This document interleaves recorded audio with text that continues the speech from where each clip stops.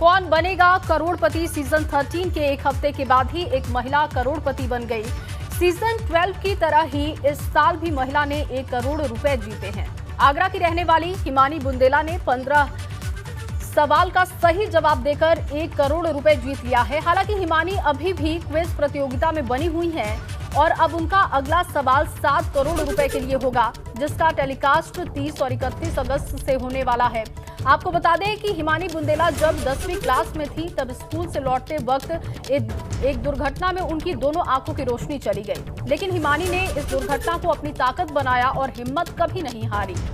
मेहनत और लगन के दम पर पहले केंद्रीय विद्यालय में शिक्षक बनी और अब अमिताभ बच्चन के शो कौन बनेगा करोड़पति में 1 करोड़ रुपए जीत चुकी हैं। तो हिमानी बुंदेला का सफर आसान नहीं था, लेकिन आज वो करोड़पति बन चुकी हैं। केबीसी 13 की पहली करोड़पति हैं। आगरा में केंद्रीय विद्यालय में वो शिक्षिका हैं और कई साल से वो केबीसी में जाने के लिए ट्राई कर रही थी। कई बार वो कोशिश कर चुकी हैं, लेकिन हॉट सीट तक पहुंचना बहुत ही उनके लिए मुश्किल था। लेकिन अब केबीसी 13 की पहली करोड़पति बनी हैं। सड़क दुर्घटना में उन्होंने अपनी आंख की रोशनी खो दी। डॉक्टर बनना चाहती थी हिमानी। सफर बेहद मुश्किल रहा, लेकिन कहते हैं कि अगर लगन हो तो जिंदगी में कुछ भी करना मुश्किल नहीं है। और हौसलों की उड़ान इतनी ऊंची होनी चाहिए कि पंखों की आपको जरूरत ना हो। इसी शब्दों के साथ उन्होंने करोड़पति में अपनी एंट्री भी ली थी और अब वो पहली करोड़पति केबीसी 13 की बन चुकी हैं। केबीसी 13 की पहली करोड़पति बनने के बाद अभी भी वो गेम में बनी हुई हैं और आगे जो टेलीकास्ट होने वाला है वो 7 करोड़ के सवाल के लिए उनका होगा। हालांकि देखना होगा कि 7 करोड़ के सवाल का हिमानी जवाब दे पाती हैं और क्या 7 करोड़ रुपए जीत पाती हैं। लेकिन अभी हिमानी 1 करोड़ रुपए जीत चुकी हैं। जिंदगी उनकी बदल चुकी है। बहुत ही संघर्ष किया जीवन में। आगरा के केंद्रीय विद्यालय में शिक्षिका हैं। पढ़ाई लिखाई के दौरान आंख की रोशनी उन्होंने खो दी थी। सड़क दुर्घटना की वजह से आंखों की रोशनी खो दी, लेकिन कभी भी वो हारी नहीं। बहुत ही मुश्किल भरा जीवन रहा। बेहद सामान्य परिवार से आती हैं हिमानी।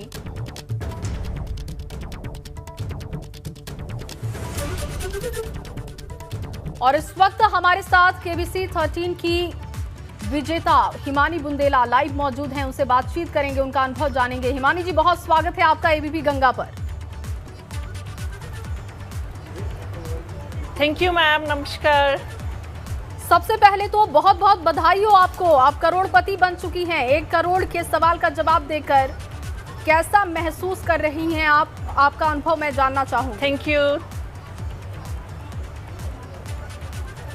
मैम। अभी जो फीलिंग है उनको शायद एक्सप्रेस करने के लिए मेरे पास कोई वर्ड्स नहीं है। वहां जाकर मुझे जो रिस्पेक्ट मिला, केवल मुझे ही नहीं, मेरे पेरेंट्स को जो रिस्पेक्ट मिला, उसके सामने हर एक अमाउंट बहुत छोटा है। उसकी जो फीलिंग है वो शायद हम एक्सप्रेस नहीं कर सकते वर्ड्स में। जाहिर तौर पर हिमानी जी, मैं चाहूंगी कि आप अपना बैकग्राउंड थोड़ा ब्रीफ कीजिएगा ताकि हमारे दर्शक समझ सके कि आपने कितना संघर्ष किया और आज जो आपने मुकाम हासिल किया उसके पीछे की आपकी कहानी क्या रही है। ब्रीफ कीजिएगा जरा। बेसिकली मेरा नेम तो आप लोग जान ही चुके हैं, हिमानी बुंदेला।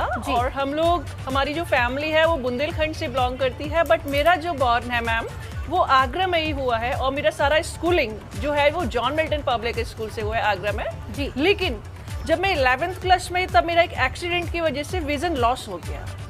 तो विजन लॉस होने के बाद लाइफ में बिल्कुल एकदम लगातार सब ब्लैंक हो चुका है। बट एक ऐसा मोड़ मिला, लखनऊ की एक यूनिवर्सिटी के बारे में जब मुझे पता चला तो लगा कि अभी भी लाइफ में करने के लिए बहुत कुछ बाकी है।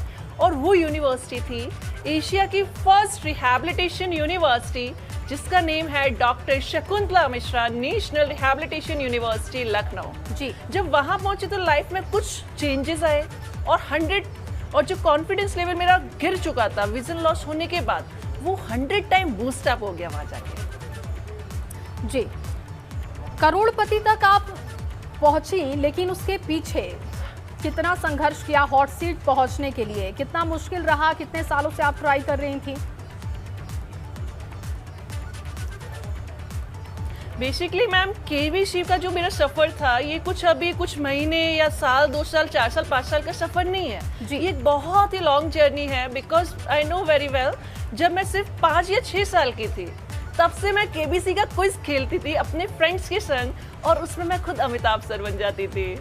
लेकिन जब जैसे जैसे टाइम आगे बढ़ा और उसके बाद मैंने 2009 से, जब मैं सिर्फ 13 साल की थी, 13 ईयर्स की थी, ट्यूशन पढ़ाना शुरू किया और रियलिटी शो जब मैं केबीसी देखती थी तो मेरा इंटरेस्ट और भी ज़्यादा बढ़ता चला गया और इतना माइंड में था कि एक दिन मुझे भी इस हॉट सीट पे बैठना है। हमेशा से माइंड में एक चीज चलती थी कि यार वो दिन कब आएगा कि एक दिन मैं भी इस हॉट सीट पे बैठूंगी और अमिताभ सर के संग केबीसी खेलूंगी। फाइनली सोनी लिव ऐप जब आया तो चीजें बहुत इजी हुई बिकॉज रजिस्ट्रेशन करने के बाद एक कंफर्मेशन आने लगा। अदरवाइज मैं उससे पहले जब रजिस्ट्रेशन करती थी, जब मैं मुझे लगता है 12-13 साल की थी तभी से रजिस्ट्रेशन करती थी, तो रजिस्ट्रेशन में हमेशा मैसेज फेल हो जाता था। तो कभी कभार तो मैं डिसअपॉइंट भी होती थी और प्लस घर वाले भी बोलते थे कि क्या तुम इन सब चीज़ों में पढ़ती हो, इनमें कुछ नहीं होता। लेकिन जब सोनी लिव ऐप आया और उसमें जब रजिस्ट्रेशन किया और उसमें रजिस्ट्रेशन के बाद कॉन्ग्रेचुलेशन सक्सेसफुली रजिस्टर्ड करके मैसेज आने लगा, तब एक श्योरिटी आ गई कि लगता है ड्रीम कभी ना कभी तो पूरा होगा। इवन मैम मेरा शौक इतना ज़्यादा था कि मैंने अपने स्कूल केवी नंबर 1 एयरफोर्स स्टेशन आगरा में कौन बनेगा केंद्रीय विद्यालय चैंपियन के नाम से क्विज प्रोग्राम भी शो स्टार्ट किया है, जिसमें हमारे बच्चे बहुत अच्छे से पार्टिसिपेट करते हैं। जी, अमिताभ बच्चन से मिलने का आपका सपना था, जब मिली तो उस वक्त का अनुभव कैसा रहा?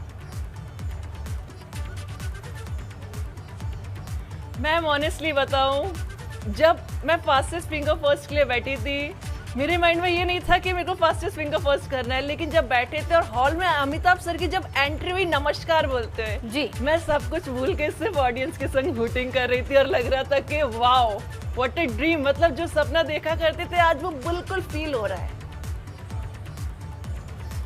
जी, केबीसी में हर तरीके के सवाल पूछे जाते हैं। हिमानी जी, कैसे आपने तैयारी की और किसने आपकी मदद की?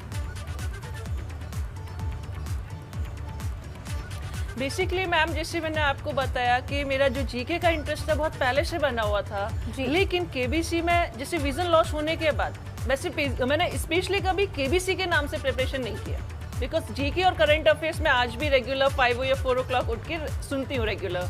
बट विजन लॉस होने के बाद मेरे सामने चैलेंज आया था स्टडी करने का, लेकिन उसमें मेरे फैमिली, मेरे फ्रेंड्स, मेरे भाई बहन, मेरी चेतना दीदी, भावना दीदी, पूजा, मेरा भाई रोहित, सबका इतना पॉजिटिव सपोर्ट रहा। मेरे प्रोफेसर्स यूनिवर्सिटी के और हमारे केंद्रीय विद्यालय संगठन की फैकल्टी, जो स्टाफ मेंबर है, सबका बहुत अच्छा कोऑपरेशन रहा।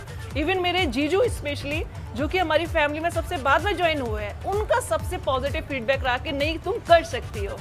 तो इन सब चीज़ों की हेल्प से, प्लस हमारी गवर्नमेंट ने हम लोगों के लिए बहुत अच्छी फैसिलिटीज दी है, जिसको हम सुगम्य पुस्तकालय बोलते हैं जी। उस पर बहुत सारी ऑडियो बुक्स है, मैंने वहाँ से कंटेंट लिया।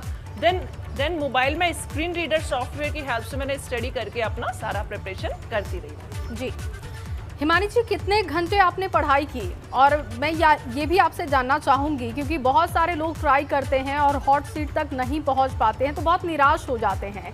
तो ऐसे लोग जो करोड़पति में जाना चाहते हैं, वो कैसे इस पर वर्क करें, कैसे वहाँ तक पहुँचें, क्या करना चाहिए उन्हें? मैम, बेसिकली मैं अपनी स्टडी कभी भी आर्ट्स पे डिपेंड नहीं करती, अपने टॉपिक पे डिपेंड करती हूँ कि मुझे आज ये टॉपिक कवर करने हैं। यस, मैं कभी ये नहीं सोचती कि आज मतलब 5 hours 6 hours स्टडी कर रहे हैं, बिकॉज उस बीच बहुत सारी चीज़ें में बहुत सारा गैप भी आ जाता है, कभी कोई बुला लेता है या हमको अर्जेंट कोई कॉल आ गया। इसलिए मैं कभी टाइम नहीं, मैं टारगेट सेट करती हूँ कि आज मुझे, जैसे मैम मैं विजुअली चैलेंज हूँ तो मैं अपने सारे नोट्स जो है ऑडियो में प्रिपेयर करती हूँ। मेरे पास ऑडियो के नोट्स है, नियरली मुझे याद है केबीसी के लिए मैंने लगभग 600 ऑडियो नोट्स बनाए थे, मतलब 600 ऑडियो क्लिप्स है मेरे पास।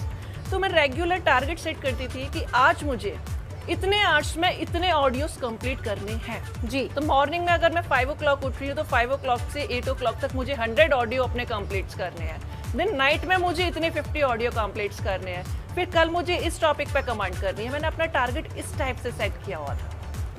जी, अब आपके जीवन के बारे में थोड़ा जानना चाहूंगी। ऑडियो से पढ़ना जैसे मेरा बेसिकली। जी, आप अपनी बात पूरी कीजिए। हाँ जी मैम। जी, हिमानी जी, आप अपनी बात पूरी कीजिए। नहीं,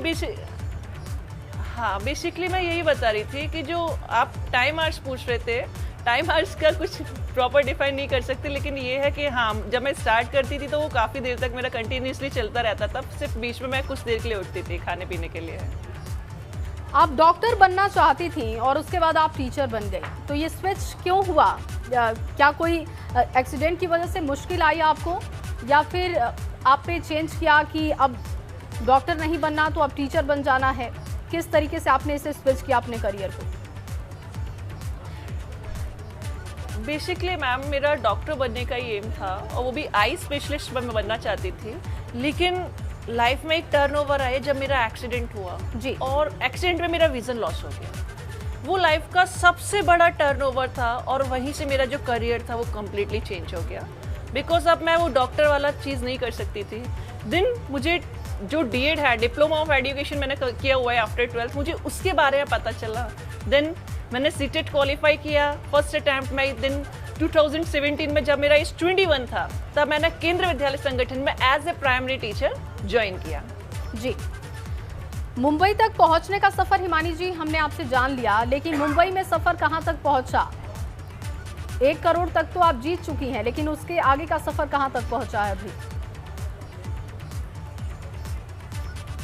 मैं एक चीज क्लियर कर देती हूँ। एक्चुअली आप लोग प्रूव में देख रहे हैं कि मैं 1 करोड़ से आगे आ गई हूँ जी। 1 करोड़ का मैंने क्वेश्चन अटेम्प्ट करने के बाद मैं 7 करोड़ पर हूँ, बट मैंने कितना अमाउंट जीता अभी वो कुछ क्लियर नहीं है। बिकॉज 1 करोड़ क्रॉस करने के बाद मेरे पास 7 करोड़ का रिस्क है।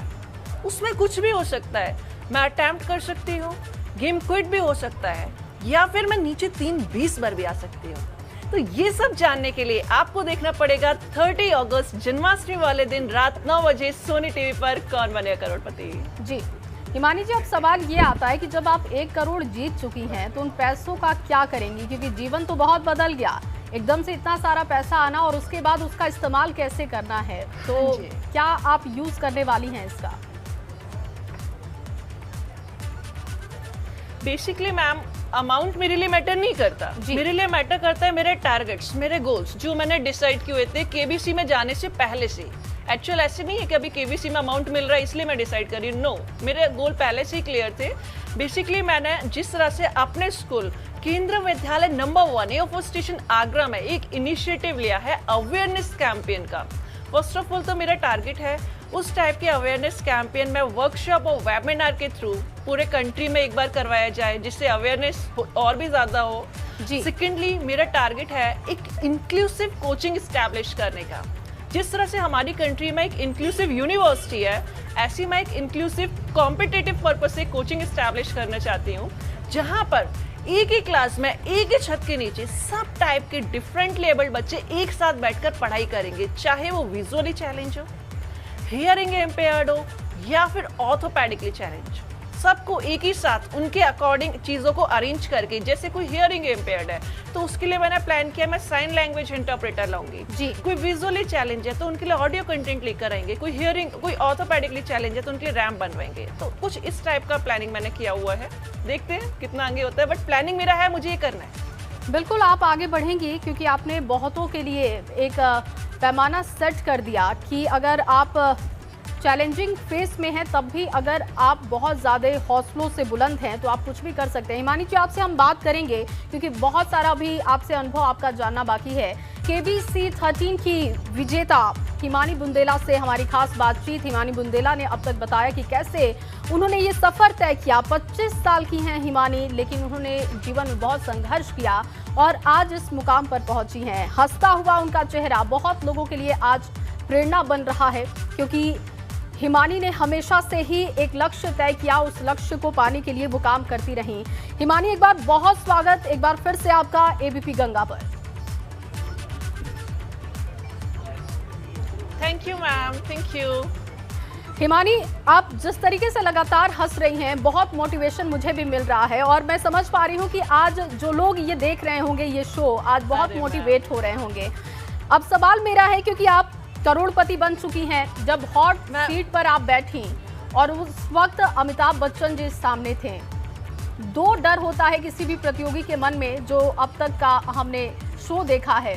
एक तो सवाल का जवाब वो दे पाएगा, इस बात का भी डर, दूसरा कि अमिताभ बच्चन की वो सामने बैठा है तो नर्वस भी होता है। तो आपकी फीलिंग मैं समझना चाहूंगी, उस वक्त क्या फीलिंग थी और कैसे आपने अपने भावनाओं पर कंट्रोल किया?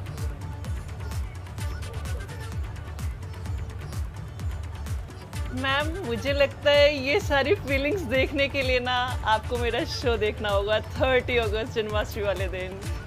जी, लेकिन हिमानी फिर भी थोड़ा शायद बहुत वो अगर तो आप आप अपना ज्यादा अच्छे एक्सपीरियंस से आप अपना अगर एक्सपीरियंस थोड़ा शेयर करें तो हमारे दर्शक समझ पाएंगे कि अगर वो पहुंचना चाहते हैं करोड़पति में, जैसे तो कैसे कि उनको कंट्रोल करना होगा अपने आप पर। हाँ ये बात सही है, बाकी कंटेस्टेंट के संग ऐसा होता है, बहुत से लोग वहाँ जाके जैसे कुछ इमोशनल भी हो जाते हैं, लेकिन मुझे बहुत ज़्यादा एक्साइटमेंट थी क्योंकि हमेशा से मेरे माइंड में एक इमेज चलता था कि एक दिन आएगा मैं अमिताभ सर के साथ बैठी होंगी, तो उस दिन वो सब हो रहा था, तो मैं बहुत ही ज़्यादा एक्साइटेड। प्लस अमिताभ सर की जो वॉइस है ना, उसने मेरे कॉन्फिडेंस लेवल को 100% बूस्टअप कर दिया था। मुझे ये नहीं लग रहा था कि मैं नर्वस हूँ, मुझे इसमें मजा आ रहा था कि चलिए हिमानी जी, बहुत शुक्रिया आपका, हमने आपके सफर के बारे में जाना है। और हमने बहुत कुछ आज सीखा भी है कि कैसे अगर आप चैलेंजिंग फेस में हैं तो आपको कैसे अपनी भावनाओं पर कंट्रोल करना है, कैसे अपने हौसलों को उड़ान देनी है। बहुत शुक्रिया आपका अपना समय निकालने के लिए, एबीपी गंगा से बातचीत करने के लिए। तो